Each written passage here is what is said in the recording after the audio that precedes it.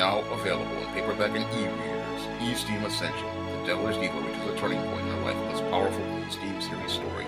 Get E-Steam Ascension at online booksellers today. This is going to be a part 2 to my video Black on Black Love, White Supremacy, and the Gender War. And in this video I'm going to talk about what led to the decline of black love in the black community, and I'm going to talk about some of my literary works and how they relate to trying to bring back black on black love. Now, white supremacy does not like to see black on black love because white supremacy is a business, and black misery is a profitable business for white supremacists. So when they see black on black love, that's bad for their business, because when black people love each other and black people care about each other, black people are going to start working together and black people are going to build with each other. And white supremacists know this. They know that if black people are working together and loving each other, they can't profit off that. And one of the most profitable businesses for white supremacists is war. And what they want to do, in most cases where they see people working together, is sow the seeds to divide a people so that they will be fighting each other. Because when they are fighting each other, they can then sell the guns and the butter to both sides and make a profit off of both of those people's misery. Now, when it comes down to destroying black on black love, this was part of white supremacy's master plan. White supremacy, again, never wanted to see black on black love, and this is why they wrote it as part of their policy for Jim Crow, to say that they did not want to see black men and black women holding hands or expressing affection, because expressions of affection mean that those two black people love each other, and that symbolizes that these two black people are going to come together to form a family, and that family will come together to become a part of a black community. And white supremacy does not want to see a functioning patriarchal black community. So what they did was they sowed the seeds to divide the black community, and they went to the person who they believed would be the weakest individual to gain control over the black community. And that person was black woman, because when it came down to the black woman, black women loved themselves from the period of Jim Crow to Reconstruction.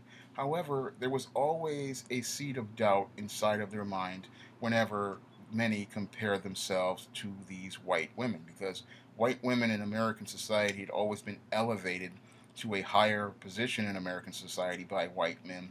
They had a higher social status than white men, and they had a higher social position than white men, and that was all due to white men elevating white women to this high position. Now, black women, many of them coveted that high position, and they wanted that high position for themselves.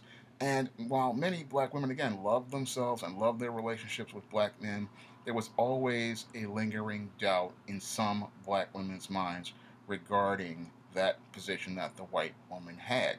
And what most black women didn't understand was that the position, that pedestal that the white woman was put on, was mostly built on a lie. Now, this is shown to people in films like 1934's Imitation of Life. And in 1934's Imitation of Life, we see the black female who's a maid, and we see the poor white woman. However, the white woman is elevated in society by a whole host of lies, because the white female goes out here and tells lies to get credit, to get money. She uses her looks, and she uses all of these things to get herself elevated to a high position, build a business, and take advantage of most of the men. This is also shown to us in the 1959 cinematic version of Imitation of Life, that the white female gets everything that she has through using men like tools and taking advantage of men and telling lies that show her as more attractive than she actually is. And one of the big problems with the black female is that she has low self-esteem about herself and low self-worth, and when she doesn't take that look at herself, she doesn't see someone as lovable, attractive, or desirable to all men, because she thinks that seeing a black man as lovable and attractable and desirable as less than to the rest of men in society, because those men have more resources in comparison to the black man. But what many black women during Jim Crow understood was this. They understood that the black man did not have access to those resources due to discrimination in the job market, racism in the job market, and white supremacy creating policies to oppress black men. So they understood that this black man was doing the very best that he could to provide for her and to care for her in this hostile situation. He was doing the very best he could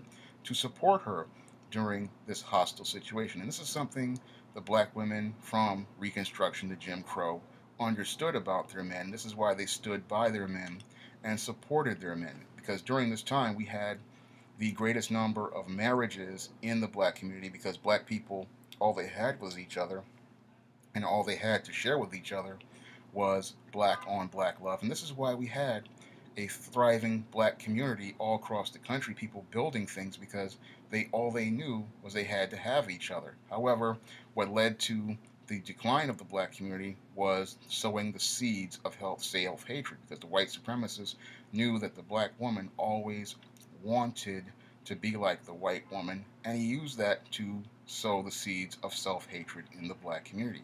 And the way he did that was through the feminist movement. Now, the feminist movement were a group of females who were radical and extreme. They were not the women's rights movement. The women's rights was about equal pay, equal opportunity, and creating a safe environment. The feminists, on the other hand, they were radical extremists who were always just as white supremacist as the white supremacists. If you look at the history of the so-called suffrage movement, they were always against black women. However, white supremacy could use this group to create a fracture in the black community.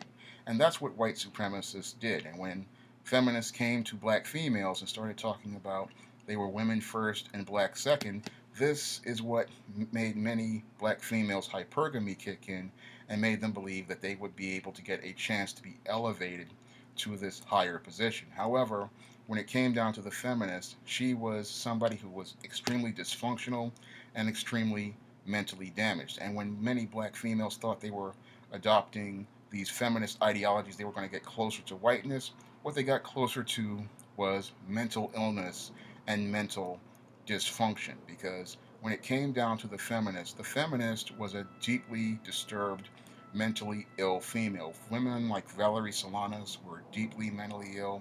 Many were lesbians, and some, like Gloria Steinem, had father issues. So the white females that these black females wanted to copy were deeply damaged, and this sowed the seeds of the self-hatred into the mind of the black female. And what self-hatred is the whole point of the black female believing that she is not beautiful just for being black, she is not valuable for just being black, and that she is not attractive and desirable just for being black. So she learns not to love herself and to make efforts to change herself into something that she believes will be more attractive and desirable to not just black men, but white men and men of other races, because she wants to be elevated to that higher position in society and elevated to that higher level in society that white women have been elevated to.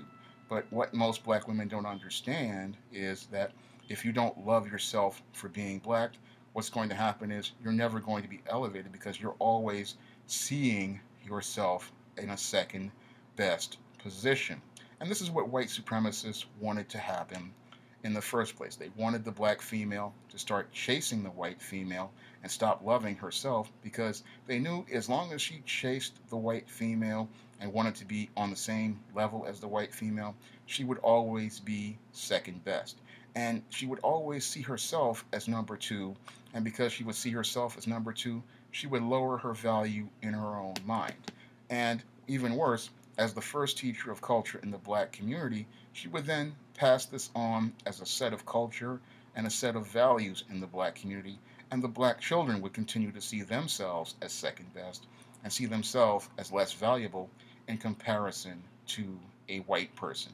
This is all part of white supremacy's plan. They wanted to make sure that they destroyed black on black love, because where there is no black on black love, there is white supremacy. And when there is white supremacy, there is black misery. And when there is black misery, there is dependence on the white man in order to find validation for self-worth, validation for self-value, and validation for dignity, self-respect, and all the intangibles. They're all seen as you have to go to the white person in order to see yourself as valuable, instead of taking a look at yourself and seeing yourself as valuable. So white supremacists knew what they were doing when it came down to this black female. They wanted to sow these seeds in her mind and get her to demonize herself. She would see herself as a monster and not as a human being capable of being able to receive love or get love unless she was validated or approved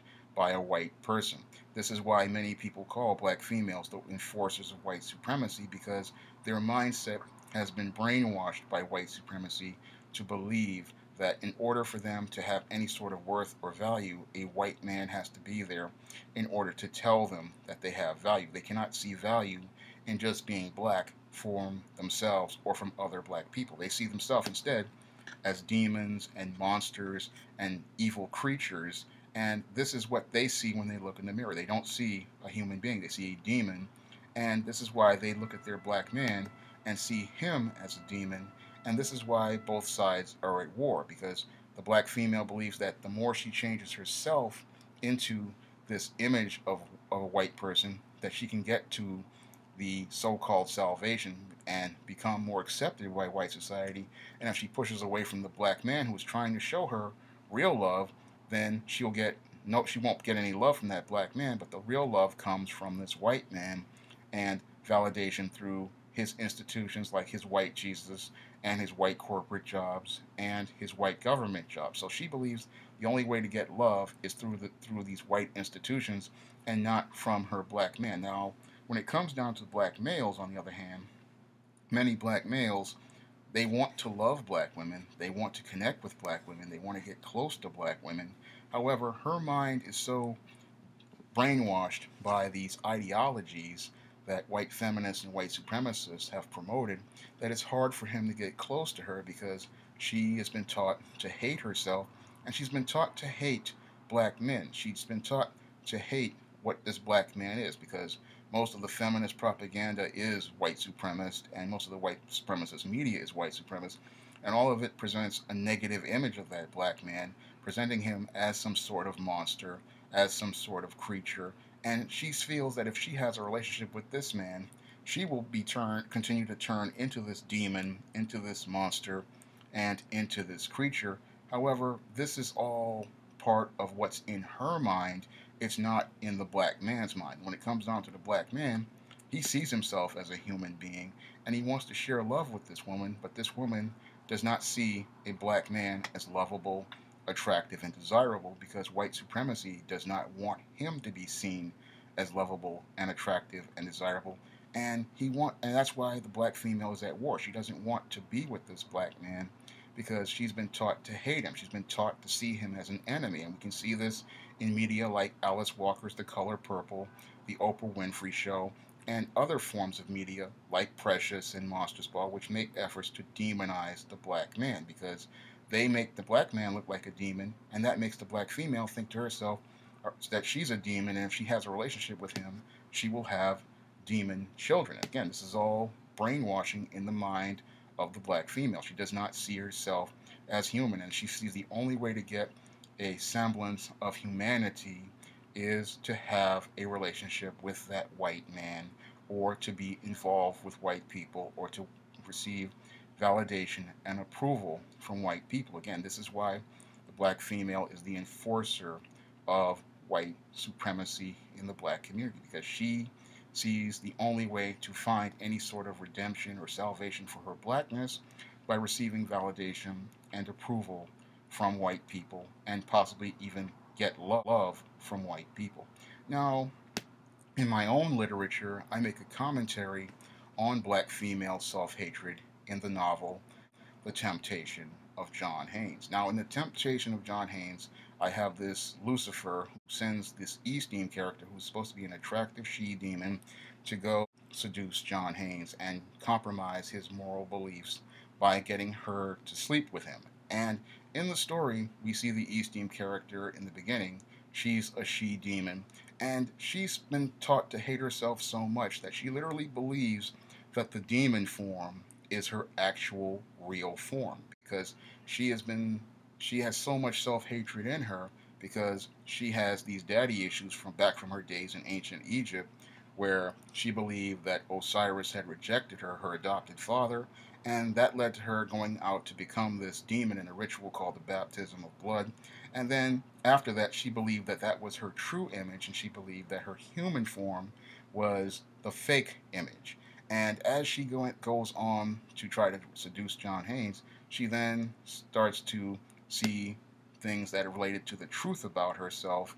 And the whole thing with her relationship with John Haynes is that she sees his example of Christ, and because she sees his example of Christ, what happens is she starts to take a look at her human self, because Lucifer tells her that the only way she could be a part of the corporate world was to put on this human face and remain with the human face.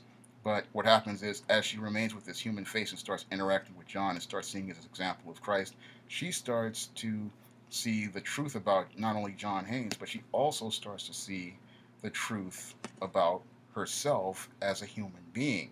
And the story builds up to this climax where Eastine is this close to seducing John Haynes, where she realizes that she can't do it because she loves John Haynes in the same way she loved her adopted father Osiris, and she realizes that if she compromises this man, it would lead to the destruction of the black community in the same way ancient Egypt started its decline due to her going along with Seth's plan to kill Osiris and using her as a tool to get Osiris to go into the coffin. So she realizes this, and in the climax of the story, she changes into her demon form to try to show John Haynes the truth about herself. But what happens is that her humanity starts to shine out throughout. Even though she has the demon form on, her humanity shows out. And this is what John Haynes uses to get her to understand that her soul is required of her, and that there is still an opportunity for her to get real salvation from the living God and have a connection to the living God by giving her life to Christ, instead of just making this compromise and destroying both of them. Because at the climax of the story, she realizes, when there was this dream she had that said the two can become one, that she realized that not only was Lucifer going to kill John Haynes, but he was going to kill her as well. And the commentary I was making there was that when this white supremacist goes out here and sends this black woman to go destroy this black man, he is not only destroying that black man, he's also destroying that black woman. This is the revelation that Eastine comes to in the climax of the temptation of John Haynes. And in the story, she comes to see the real truth about herself, that she still has humanity in her, and she starts to see that she is not the monster. The monster is the mask that the devil told her she had, and told her that was her real face. But that was not her real face. It was a mask he created so that she could believe she was made in his own image. And this is something that most black women believe when they have this weave in their head and this nose cut off and these lips cut off, and they believe that this is the real woman, but this is the mask that the white supremacist wants her to see as a black woman. This is what the Eastern character, she comes to the conclusion that the demon is the mask and the human face is hid behind it, and when she looks at herself and sees the real her, it makes her fall to the point where she breaks down in tears and falls to the carpet, and then she's crying because she realizes that there's still humanity left in her, and she sees the core beliefs that were at the essence of herself. She had not compromised them, and she had not compromised them, and in order to save John's life. She, not only in saving John's life, she saved her own life. And as she falls, what happens is she winds up with John picking her up. And when John picks her up, it is the ultimate act of black on black love, because both of these people are showing love to each other by showing the truth about themselves. She, the black woman, showing how much she loves herself by showing all of the truth of herself and allowing herself to be vulnerable, and John showing the truth about himself by staying with this black female in spite of all the things she had did, and then lifting her up, because that's what black on black love is all about. It's about black people coming together in spite of all the obstacles and all the hardships, and still coming together and staying together to fight against this devil and this white supremacy. Because what Eastem and John come together, they come together in this story. At the climax, they realize that all they have is each other, and all they have to and all they can do to fight this devil is to come together. They see the beauty in each other, they see the value in each other, and that's what they do throughout the story. They see the beauty in each other, they see the value in each other, they see the worth in each other, and that's what brings them together. That's what brings them closer, and that's what allows Eastem to finally get the motivation to start breaking away from the devil and start seeing the truth about herself, that there is still humanity in her, there is still love in her, and there is still good in her. Now, when it comes down to this modern black female, this is the big problem with her, is that she does not see herself as lovable, attractive, or desirable, or come to that conclusion in the same way Eastem did in The Temptation of John Haynes. When it comes down to most black females, many of them are still spellbound, and they still believe that the only way to find love is through white acceptance. Now, black on black love is still out there, and many black men out here have to still persevere if they want to achieve black on black love, because it is possible for a black man to go out here and give black on black love to a black woman and share black on black love with a black woman.